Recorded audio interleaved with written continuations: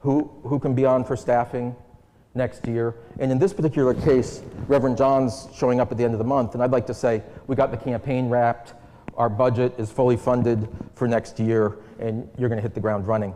So I'd ask whatever you can do it on the way out today. If you're on Zoom, you can do it. There's a link, I believe, that's being shared with you. Please make your pledge. If you need a conversation, I'm available to you all week. And this is a service I feel like to do on behalf of the church. Does it make sense? And I'm going to be out there. I'm there after, and this isn't, the sale of timeshares.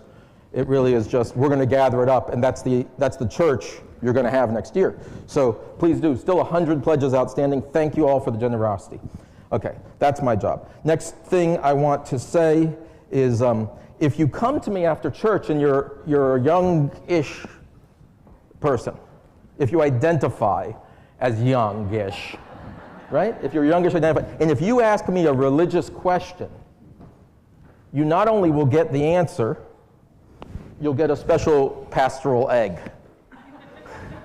And one pastor can only lay so many eggs in a year. So I have a basket full that I've been saving up. And so please do ask. I really mean it for like young people. If you come ask me a question, anything you're interested about church or religion or anything, you'll get a pastoral egg. What's inside it is not bad for your teeth, though it may be a choking hazard. So bring your adult with you to have a safe pastoral egg.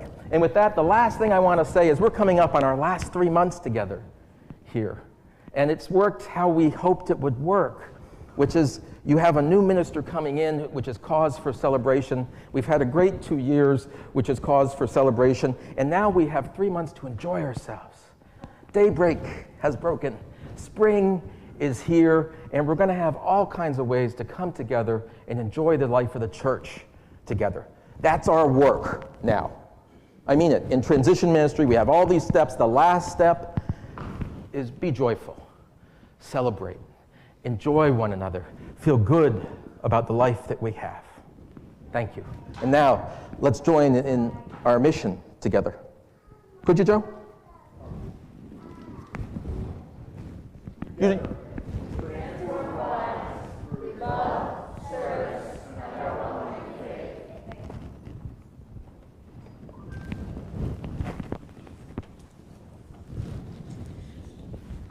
Chalice lighting this morning comes to us from Dillman Baker Sorrells, and it's called For Holy Days on Which We Recall the Old Stories. For holy days on which we recall the old stories, we light the flame. It is exciting news, indeed, indeed. For Passover, which reminds us of the courage and strength of those seeking freedom in the past, we light the flame.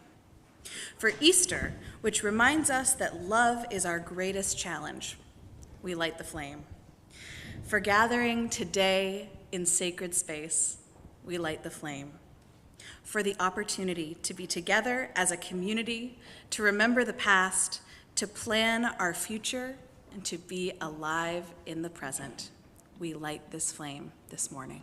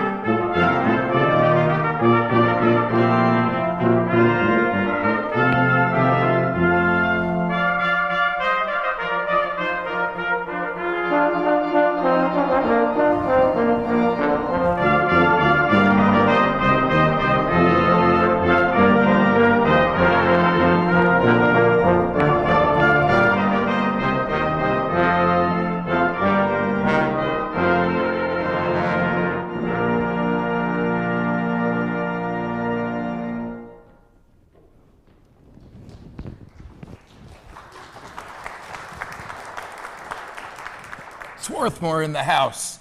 Wonderful. I'm going to call us to worship today, strangely enough, on this high liturgical day, with text from the New York Times, one of my sacred texts. So they reported this: Sydney Island, which lies 375 miles off Antarctica, has too harsh of an environment to support a single tree. Its mountains are girdled instead by banks of moss, and only the top inch of these moss banks is growing.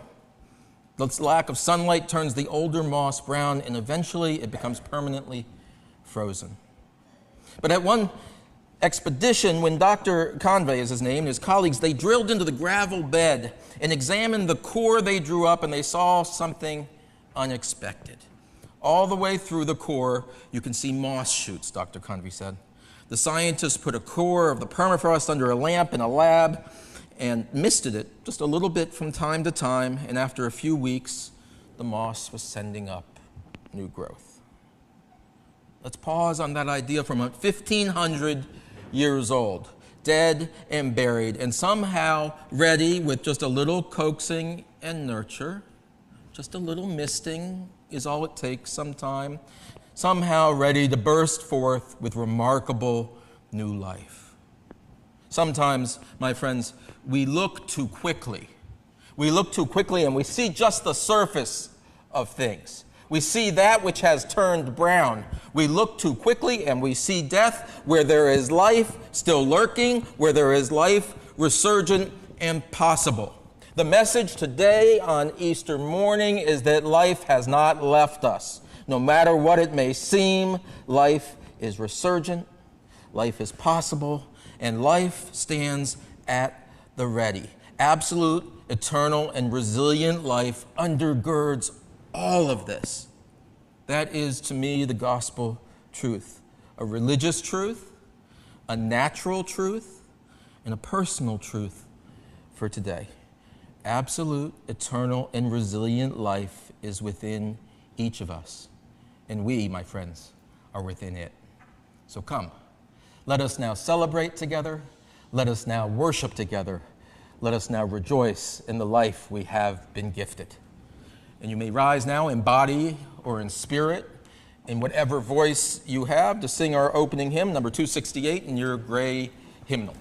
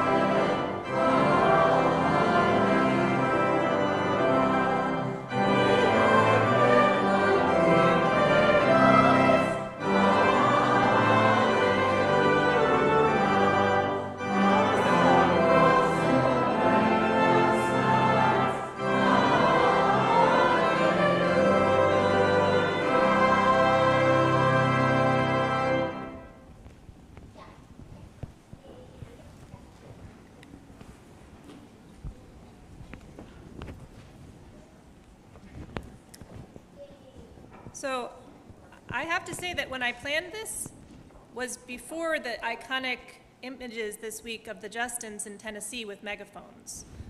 But it makes me even happier that I have a megaphone today because I can honor them a little bit that way. So I have a megaphone. Hello, everyone. I have something to say. You notice how my voice is amplified? That means it gets louder. Speaking out and making sure you're understood is a way of resistance. And across the world, people call this speaking truth to power. People who are peace activists and civil rights leaders and environmental activists use that phrase. It might be at a protest, it might be quietly at a gathering. It often means speaking out in peace or nonviolently and telling your truth. It could be using our voices or our hands or our bodies if we speak sign language, or even our art or our music. And this is important to talk about today because it's Easter, a time when we celebrate the story of Jesus and how Jesus resisted unjust rulers of his time. Jesus spoke out against powerful leaders, and that made them angry at him. But Jesus continued to speak truth to their power, and he ended up being killed by them. But what the Easter story tells us is that his message lived on. Some leaders who speak truth to very powerful people lose their jobs or their lives or other things that are important to them because those in power don't like how they show up for the poor and the excluded. But when anyone speaks truth to power, there is a chance that good will come of it. Even small ways of speaking truth to power can change something for the good. Speaking truth to power can dismantle bullying, or protect a tree in a park, or comfort a child whose teacher is not understanding them. So let's remember that truth is the most important path to follow to end up at justice. Okay, that was the serious part.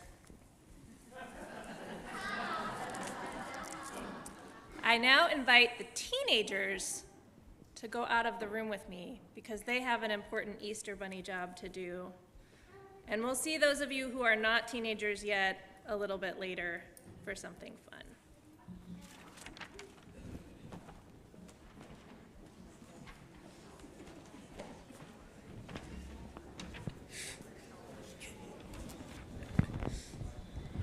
Yeah, that's right, teenagers. Go on, scram.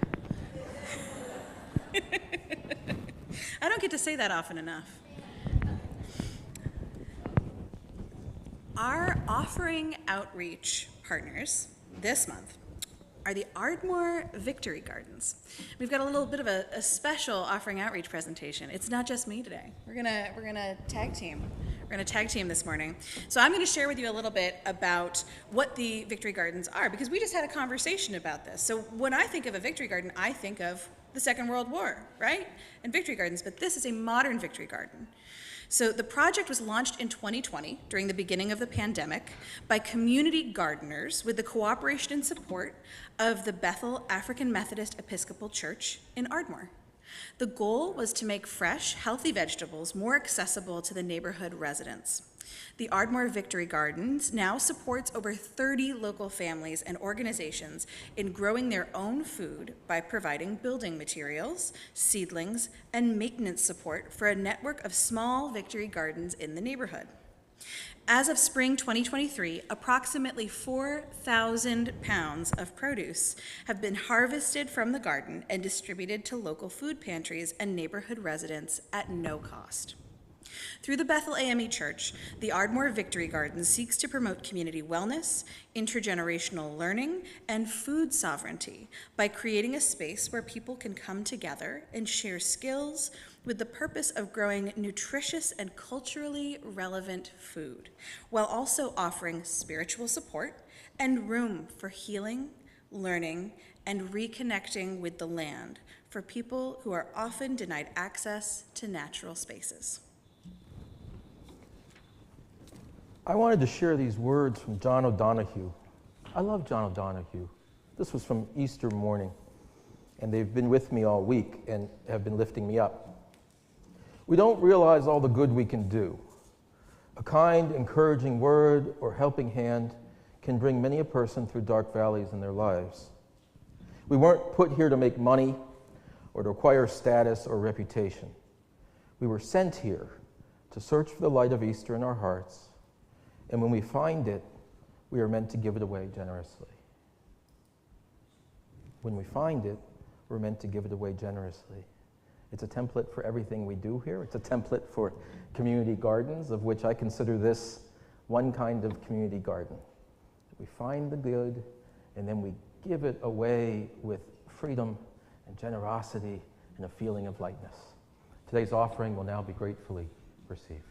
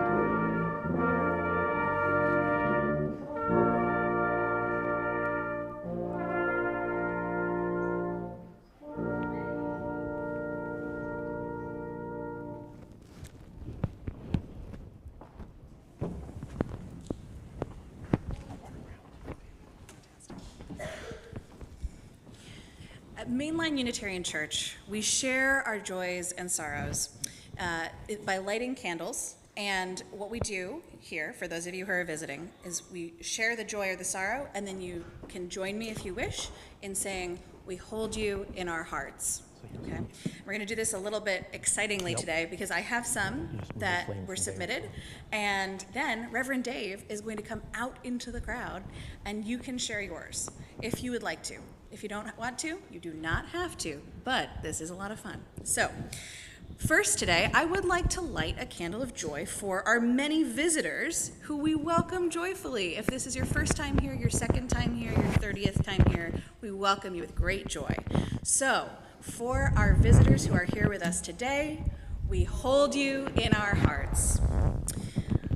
We light a candle of hope this morning for those who suffer or who mourn today.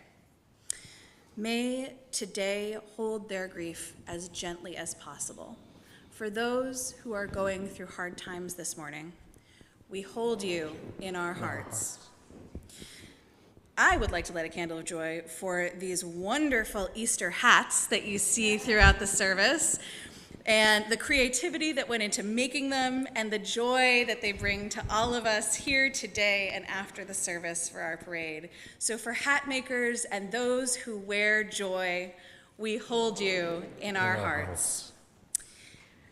And it is my immense joy to share some very exciting news this morning.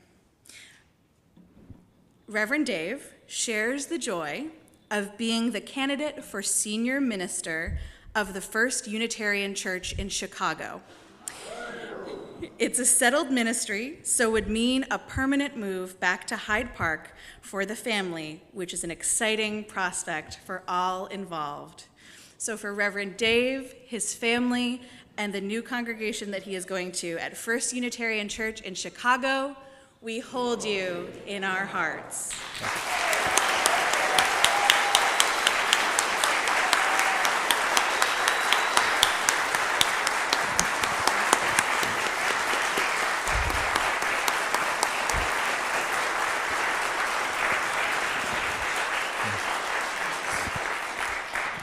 Thank you. And on that wonderful note, we invite you to share your own joys or sorrows or hopes with us this morning, as you would like to. If you just lift your hand as I move, I'll lean the microphone toward you, but I won't hand it off, as you know about me.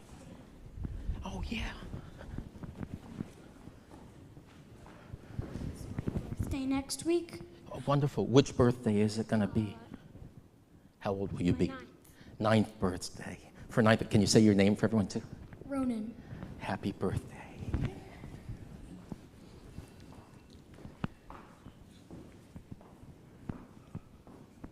Stalking the aisles. The person sitting next to me is retired as of last Friday, and we'd like to celebrate that with our friends. For Mark and his retirement.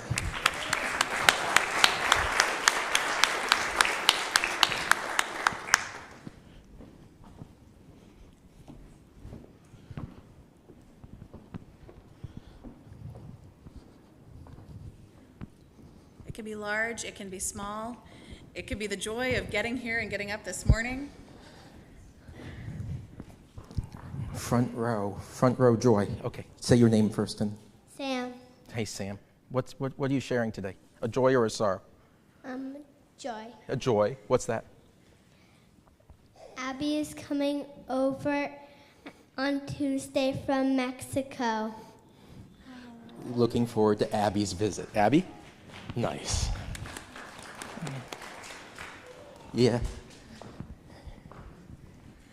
My mom, Pat Nielsen, who some of you know, occasionally has these terrifying spells of high blood pressure and confusion, and she had one the day before yesterday, and my dad drove all night from Pennsylvania to Tennessee, so I would like to light a candle of gratitude that they are both safe and healthy now. Amen. For good health. Nuala. I'd like that candle of joy because our son-in-law, Tom, who's the yards guy, he had his third hip replacement on last week, and it's going well. A third hip replacement because he had a revision of an old one. For healing. For Jean. I wanted to share the great joy that I had experienced this morning with Reverend Dave, sunrise service at Jenkins Arboretum at the pond. And it opened with Here Comes the Sun, fitting, and it closed with the Presbyterian woman minister who brought out her bagpipes and played joyfully. Amen.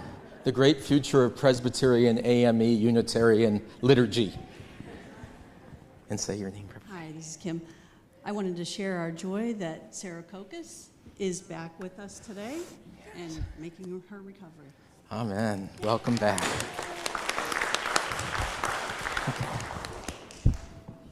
Take us home. All right. So for all the joys and sorrows that are too great to name this morning, we come together and we acknowledge you and we say, we hold you in our hearts.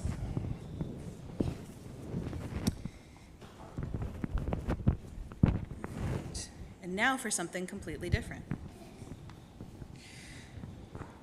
Our reading reflection this morning, appropriately, comes to us from the Bible.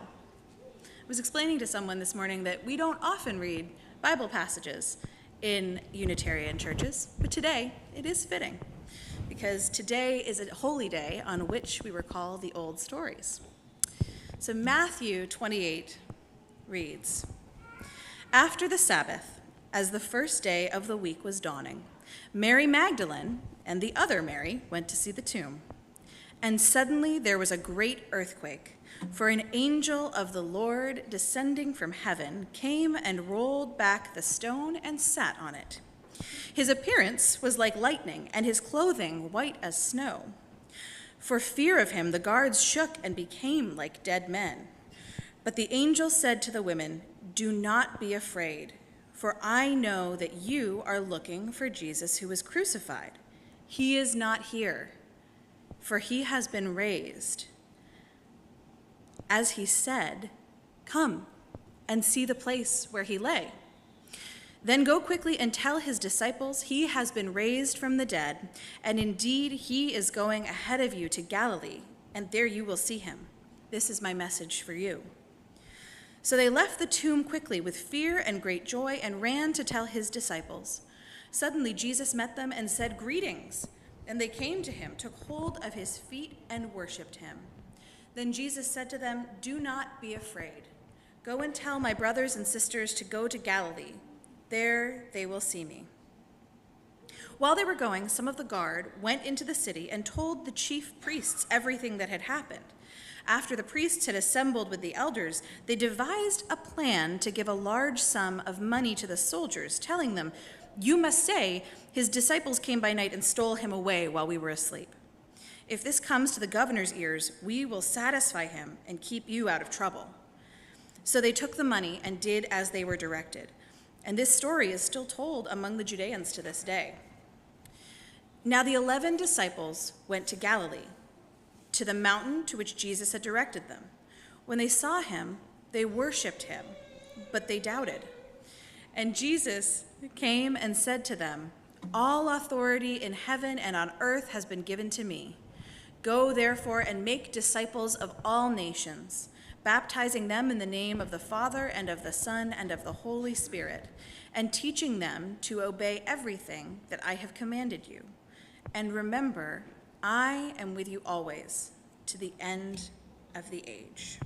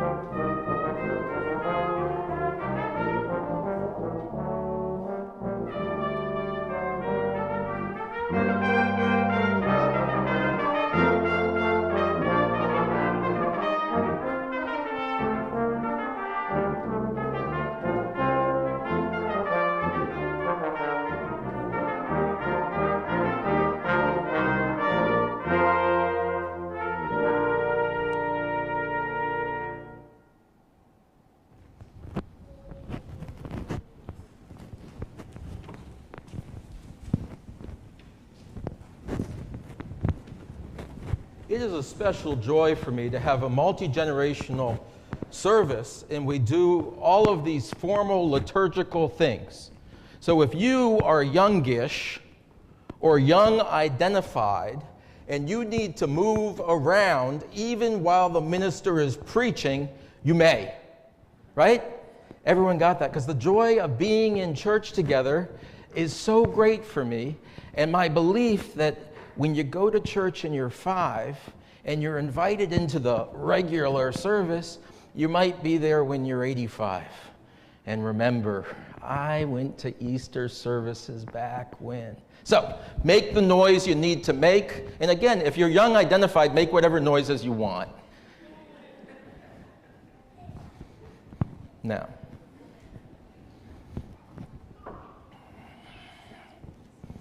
it was just a week ago. We were so joyful. Do you remember it? We were lining the streets of Jerusalem right? And Jesus came riding in on a donkey. What was he doing on a donkey? But we cheered the long-anticipated king. We were told he was coming, and he came just like they said. And then something happened. They turned on him. Not us, my friends. They turned on him. His friends, the cheering crowds, well, the government that was never really with him. And he was crucified and buried in a tomb as a common criminal. We know that Jesus was crucified, and it has been 3 long days of mourning for the whole community. It was written, Caroline read the words to you from the book of Matthew, that's chapter 28. It was written what happened next. As it began to dawn on the first day of the week, Mary Magdalene and the other Mary came to see the sepulchre, the tomb, and behold, there was a great earthquake, and an angel of the Lord descended from heaven and rolled back the stone from the door and sat upon it. His countenance was like lightning, clothing as white as snow, and for fear of him, the keepers shook and froze like the dead. And the angel said unto the women, Fear not, for I know that you seek Jesus who was crucified. He is not here, he is risen. Come see the place where he once lay, and then go quickly and tell the others. They ran into Jesus, and he said, Be not afraid, yes? Go tell my brothers that they should go to Galilee, and they shall see me there. Now, these 2 Marys, they loved Jesus, and they followed Jesus.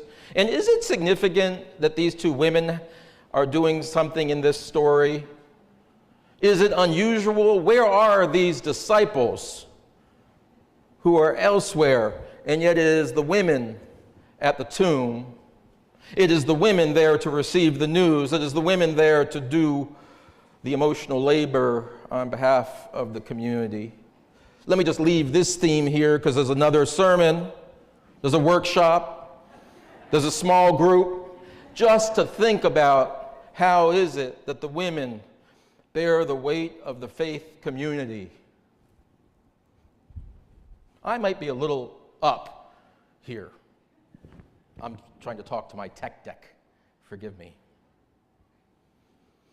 Now, these 2 women, they followed Jesus and loved Jesus, and they saw his execution and his burial. Why then, I ask you this question. You get an egg if you have an answer for it. Oh my gosh, you can just put me on the pulpit mic, friends.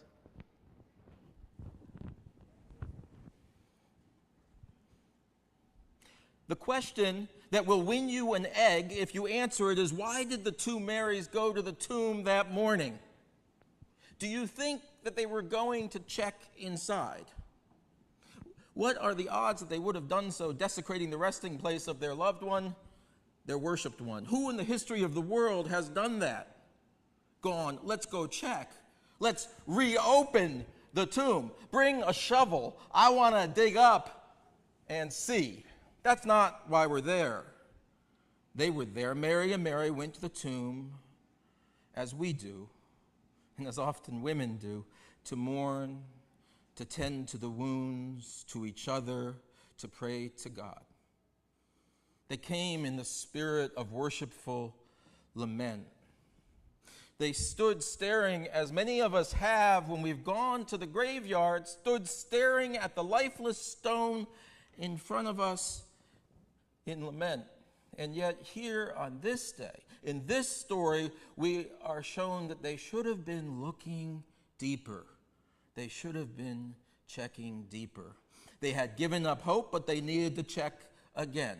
Mary and Mary, both, I suspect, of good and true hearts just like us, with good and reasonable minds just like us, I suspect they were also easily injured by the assaults and deprivations and disappointments of a hard life in which we often lose things that we love. I suspect they were as prone as we naturally are to accept those hurts that come upon us unexplained, unbidden, unwelcomed, and simply mourn. feeling sorry for ourselves and fear for our community. Well, on this day, the suggestion, I think, is that we might have another alternative. We might, maybe, have an imagination of resurgent possibility. This imagination, an imagination it is. Easter is a day of imagination. It is a day where our imagination of possibility might just be a replacement for our experience of hurt and grief. Easter, I come to suggest to you today, is a day for the substitution of hope for hurt. Have you carried a hurt into this house today? Have you carried some grief from your life? A life that is not easy, a life that brings us disappointment, a life that brings us loss? It's okay, I can say that. That's true. That's true even if you're turning 9 here today. You know that life has had a few bumps, a little loss. And your parents might say to you, life is a mixed bag that way. It's okay. But we carry the hurts with us. And what I mean to suggest is that we have created here a place, a physical place, this church house, a place, a non-physical place, meaning Easter Day, when we might lay down our hurts, where we might lay down our grief and exchange them for something else. There might be a moment when we are staring into lifeless stone and we are called to look deeper into the possibilities that are right in front of us. The good news of the gospel, I want to suggest to you, is that this week, this Holy Week, is free exchange week. Hurts for hope, one-to-one swap. You bring them in. Have you been to that department store counter? Have you gone to Walmart to bring your stuff back? One-to-one swap. Hurts for hope. Bring what you have that is heavy into this place, lay it down, and then fill your body and your soul with the promise of the impossible. Be filled today. More is possible in our lives than we had imagined. And the world conspires, as it does, to distract us with heavier things, to distract us with lifeless stone that we might be staring into it, and when we're missing the light in the sky, we're missing the full moon that rose this morning and the daybreak that happened perfectly. Come heavy, go light. That's my sermon. Come heavy, go light. Lay down your weary load and take up a little faith in the resurgent life of which you can partake, of which you yourself can be a co-conspirator. I absolutely know the gospel truth that in this place, you are part of the conspiracy of providing resurgent life for the people around you. Mary and Mary, they had given up hope, believing all that was most precious to them was lost, but they needed to check again. And the earth shook. And the angel made the scene, and he took matters in his own hands, rolling the old stone away. And while I've given myself permission to become unhinged on this Easter morning and to speak of all kinds of magical thinking, I will let you know that I believe in angels. I believe angels are so often nearby, encouraging us to go deeper, to open ourselves to the possibility of the unexpected, and then maybe even do some heavy lifting on our behalf. By heavy lifting, I mean it takes work sometimes to roll that rock away so that others can see the truth about a better life. So often, the truth of a better life is occluded by a world that seeks to distract us.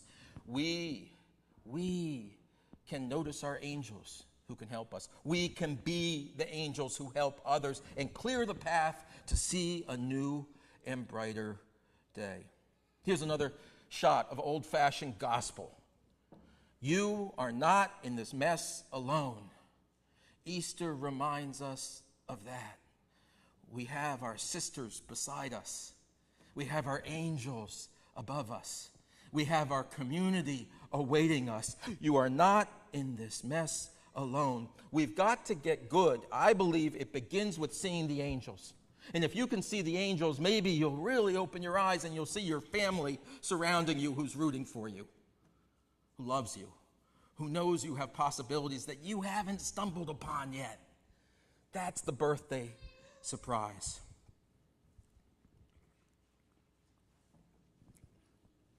Easter reminds us to see the angels waiting in our own lives and be grateful for them.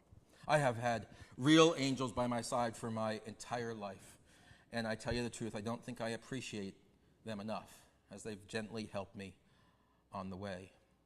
Helped me see in times of despair that all is not lost, that all I most cherish is not sinking down beyond reach, but is instead rising up into my very hands. That all I hope for is still bright on the horizon on Easter morning. I have these angels, and I bet you do too. And if you're like me, you get busy and you don't remember to show them the gratitude that they deserve for rolling those heavy rocks on our behalf.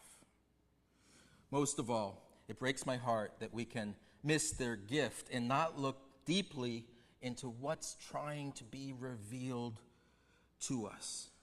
And so my message today is all is not lost.